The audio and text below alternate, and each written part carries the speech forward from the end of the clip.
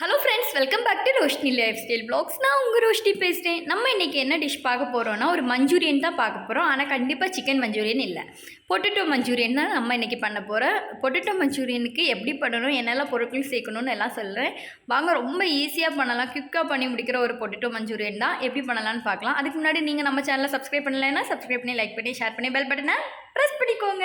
இப்போ வீடியோக்குள்ளாடி போகலாமா? வாங்க வீடியோக்குள்ளாடி போகலாம். பூம்.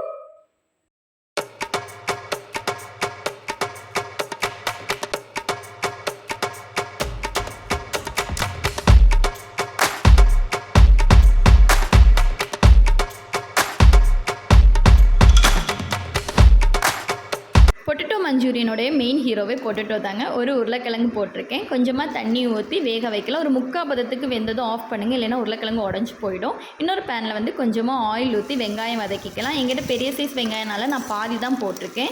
இஞ்சி பூண்டு பேஸ்ட்டு வந்து தேவையான அளவு இஞ்சி பூண்டு பேஸ்ட்டு நம்ம போட்டுக்கலாம். போட்டு நல்லா பச்சை வாசனை போகிற வரைக்கும் நல்லா வதக்கி கொடுத்துக்கோங்க. நான் பாதி வெங்காயம் தான் எடுத்துருக்கனால கேப்சிகம் பாதி தான் எடுத்திருக்கேன். நீங்கள் உங்கள் குவான்டிட்டிக்கு நீங்கள் வந்து அளவாக எடுத்துக்கோங்க. ரெண்டையும் போட்டு நல்லா வதக்கிக்கோங்க. இப்போ வந்து சாஸ் என்னெல்லாம் ஆட் பண்ணலான்னு பார்க்கலாம் வாங்க. Red chilli sauce, soya sauce, tomato sauce இருக்குது. ஃபஸ்ட்டு வந்து நம்ம ரெட் சில்லி சாஸ் தான் ஆட் பண்ணுறோம். இது கொஞ்சம் அதிகமானாலும் பரவாயில்ல, டேஸ்ட்டு நார்மலாக தான் இருக்கும்.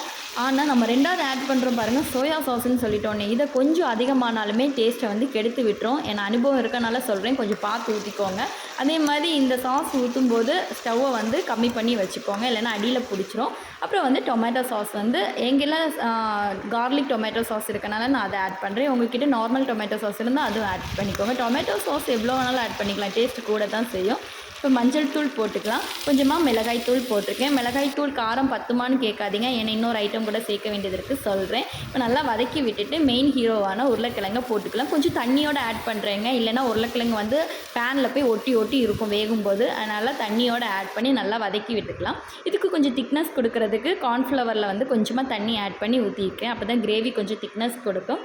தேவையான அளவு உப்பு போட்டுக்கலாம். உப்பு இல்லாமல் சாப்பிட்டா இந்த கிரேவி நல்லாவே இருக்காது, அதனால் தேவையான அளவு உப்பு போட்டுக்கலாம். இப்போ நம்மளுடைய வந்து மஞ்சூரியன் வந்து ரெடி ஆயாச்சு. இப்போ தேவையான அளவு பெப்பர் போட்டுக்கலாம். நான் சொன்னேன் அங்கே காரம் வந்து அதை இது வந்து பேலன்ஸ் பண்ணிக்கும், பெப்பர் போட்டுக்கலாம். நம்மளுடைய சூப்பரான மஞ்சூரியன் ரெடி ஆயாச்சு பொட்டேட்டோ.